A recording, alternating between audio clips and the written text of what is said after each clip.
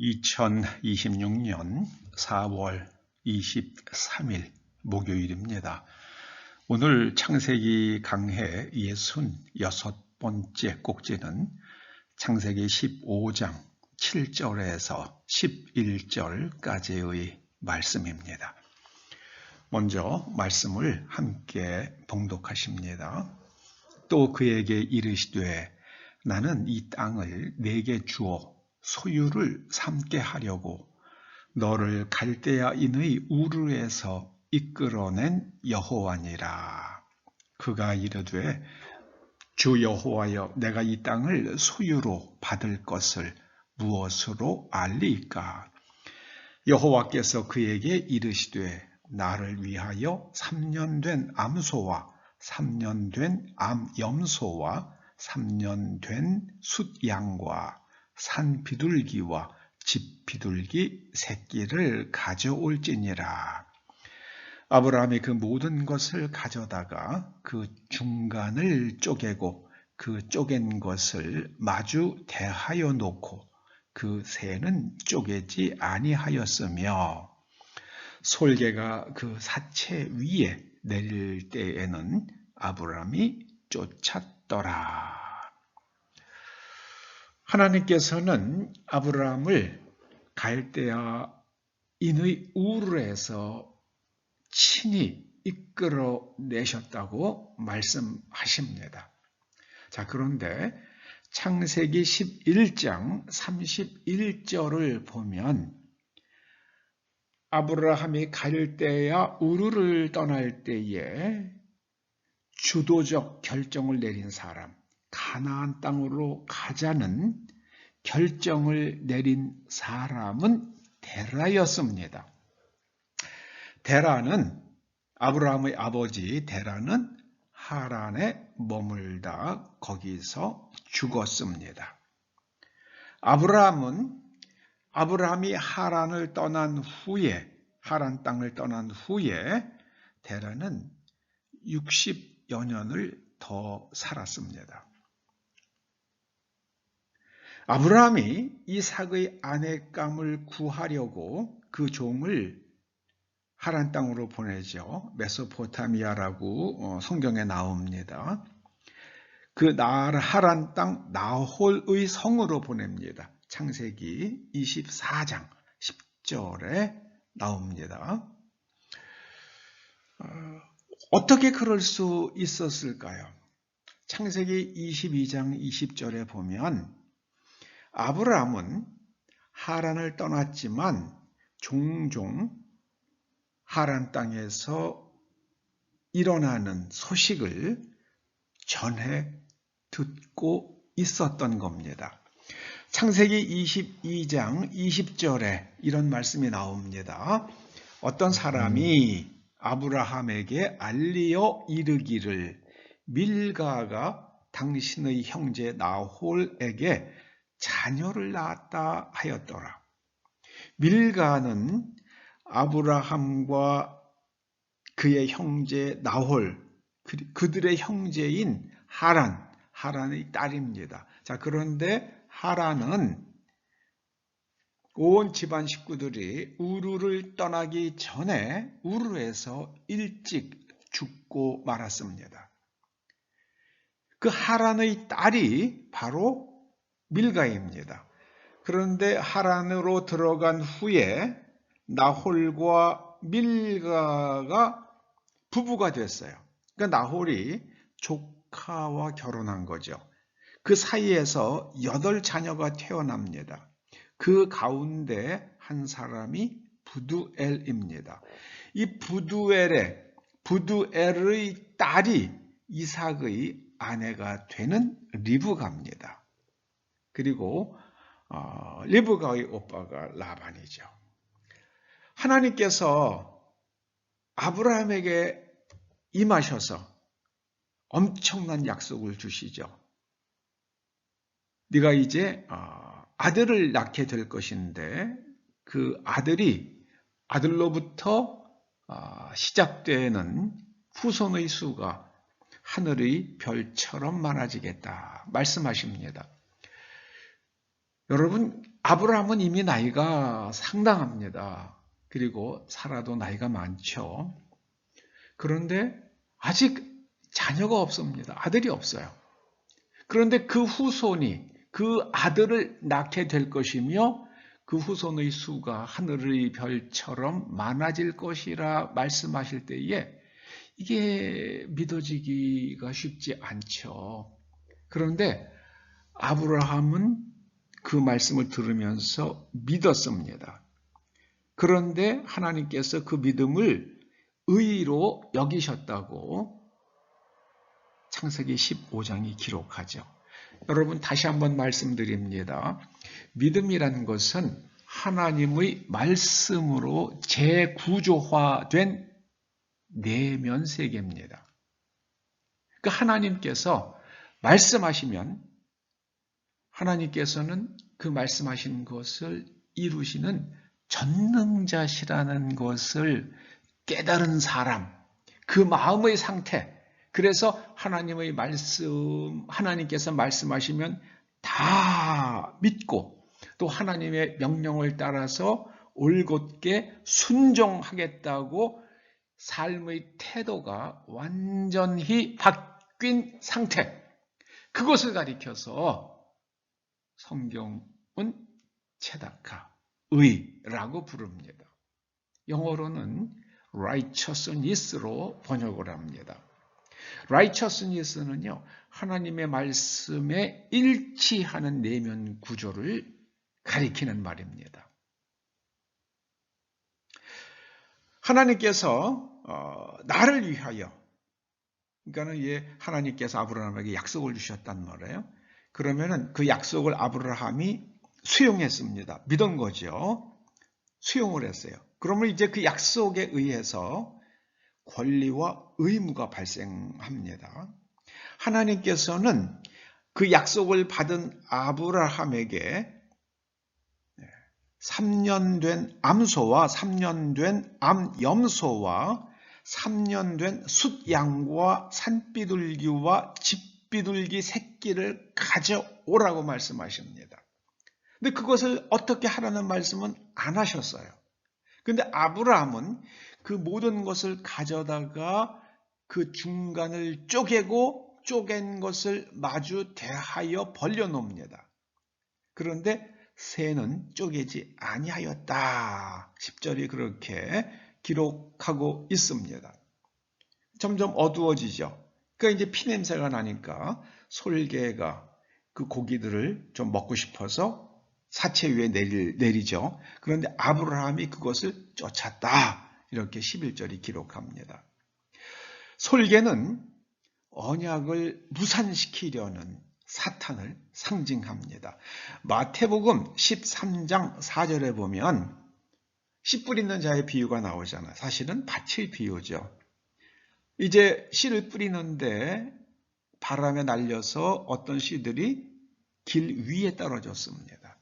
그러니까 길은 사람들이 밟고 다니는 곳이니까 단단하게 다져지죠. 씨가 떨어지더라도 그 씨를 흙이 품지 않습니다. 단단하니까요. 그러자 새들이 와서 길 위에 떨어진 그 씨앗을 먹어버렸습니다. 그러니까 주님께서는 우리의 마음이 단단하면, 곧 하나님의 말씀을 수용하지 않으면 마귀가 와서 그 말씀을 가져간다, 뺏어간다, 잊어버리는 거예요. 그 말씀을 품고 생각하고 하나님께서는 전능하시니까 그 약속을 반드시 이루실 것이라는 것을 믿고 그 말씀에 상응하는 생각과 행동으로 가야 되는데 말씀을 망각했으니까 그렇게 하지 못하죠. 그러니까 그 말씀의 은혜를 받지 못하는 겁니다. 솔개가 사체 위에 내립니다. 그래서 하나님과 아브라함 사이에 언약의 이행 보증을 상징하는 그 사체들을 그걸 먹으려고 그러는데 아브라함이 쫓았습니다. 이 당시에 아브라함 시대에 사람들은 약속을 하면 그 약속을 이행할 것을 맹세하는 그 의식을 갖는데요. 그 짐승을 잡아서 반을 쪼개고 그리고 그 사이를 벌려놓은 다음에, 그러니까 뭐 피가 나고 뭐 아주 처참하겠죠. 그런데 그 짐승을 그 동물을 반쪽에서 벌려놓은 사이로 약속을 한 사람들이 그 사이로 지나가는 것이 그 당시에 약속을 맹세하는 의식이었다고 합니다. 나중에 보면은 타는 횃불 같은 모습으로 하나님께서 그 사이로 지나가시죠.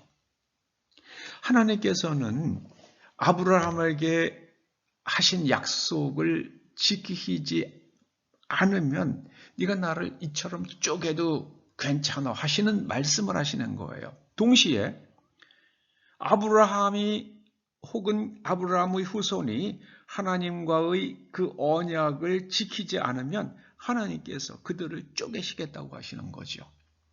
그 이스라엘의 역사를 보면 우상을 섬겼던 아브라함의 후손들이 아주 그냥 산산조각이 나잖아요. 외적이 쳐들어와서 그들을 아주 그냥 박살을 냅니다.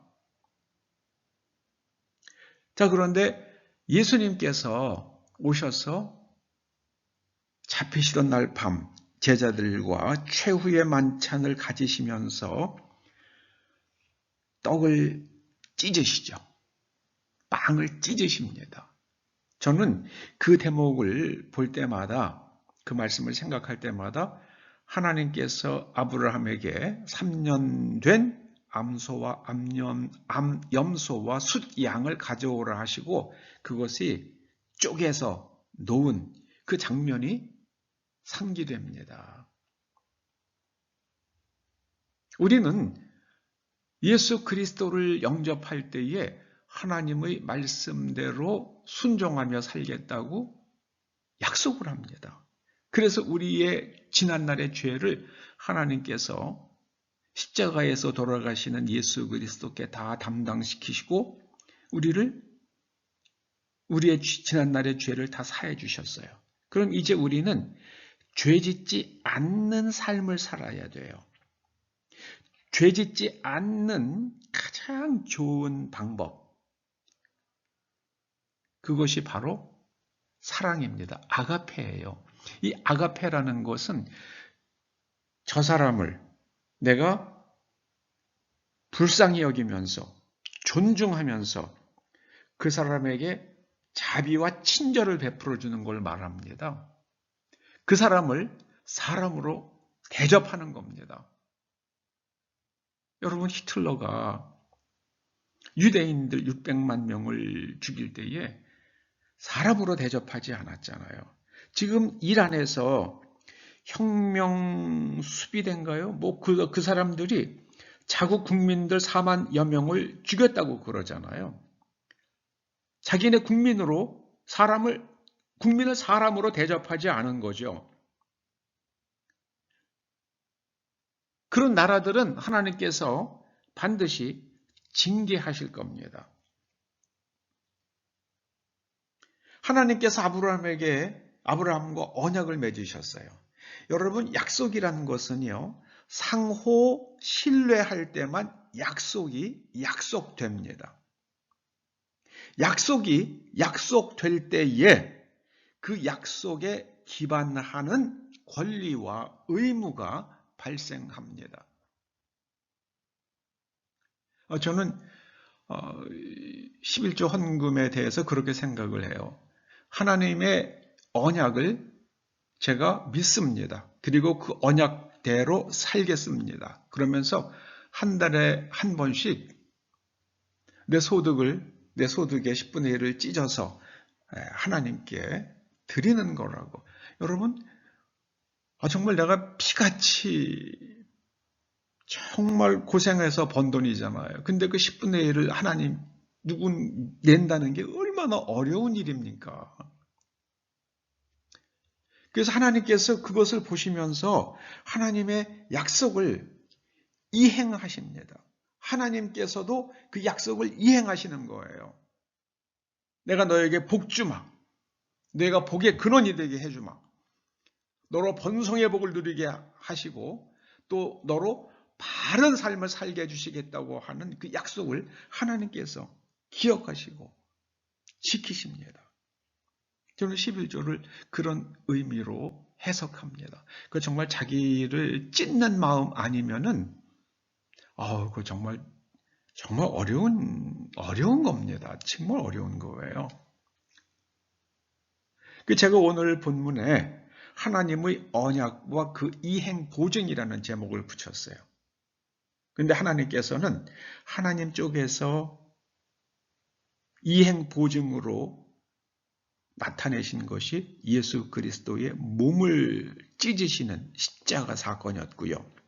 또 우리 쪽에서는 하나님께 11조를 드림으로 우리의 지갑을 찢는, 나는 이 재물보다 하나님을 더 사랑합니다. 이 재물보다 주님을 더 사랑합니다. 라는 고백을 드리는 거라고 해석을 합니다.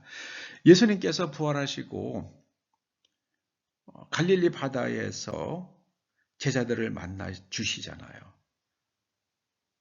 베드로와 다른 6명, 총 7명의 제자들이 밤새도록 그물질 하는데 한 마리도 못 잡죠. 주님께서 오른쪽으로 그물을 던져라 말씀하시는 대로 그렇게 했더니 153마리의 고기가 잡힙니다. 그때 주님께서 베드로에게 말씀하시죠. 네가 이것들보다 나를 더 사랑하느냐. 근데 이것들로 번역된 그 말씀은요. 그것이 지시대명사이기 때문에요. 이 사람들이 나를 사랑하는 것보다, 아니면 이 사람들보다 나를 더 사랑하느냐, 이 사람들이 나를 사랑하는 것보다 네가 나를 더 사랑하느냐, 혹은 네가 지금 잡은 이 물고기보다 나를 더 사랑하느냐. 그 세 가지 해석이 가능합니다. 문법적으로. 저는 그것을 갖다가 물고기라고 해석하고 싶어요. 그러니까 이 물고기, 네가 지금 이걸 잡으려고 밤새도록 고생을 했는데 이 물고기보다, 그러니까 이 물질보다 나를 더 사랑하느냐. 하나님께서 아브라함에게 언약을 주셨고요. 그 이행 보증으로 지금 3년 된 암소와 3년 된 암염소와 3년 된 숫양과 산비둘기와 집비둘기를 가져오라 하셨고, 아브라함은 그 의미를 알았기 때문에 쪼개고 벌려놓습니다. 여러분 기억하십시다. 예수 그리스도의 십자가 사건은 하나님께서 아브라함에게 세우셨던 그 언약의 연장선에 있는 겁니다. 갑자기 어디서 튀어나온 게 아니에요. 그래서 우리는 이 하나님의 언약과 그 이행 보증으로서의 십자가 사건을 마음에 새기면서 물질보다 주님을 더욱 사랑하시는 저와 여러분 될 수 있기를 축원합니다. 그러면 하나님께서는 우리가 알지 못하는 신비한 방법으로 또 하나님의 전능하심으로 하나님의 약속을 이행하실 것입니다. 그것이 성경이 우리에게 증거하는 것입니다. 기도하시죠.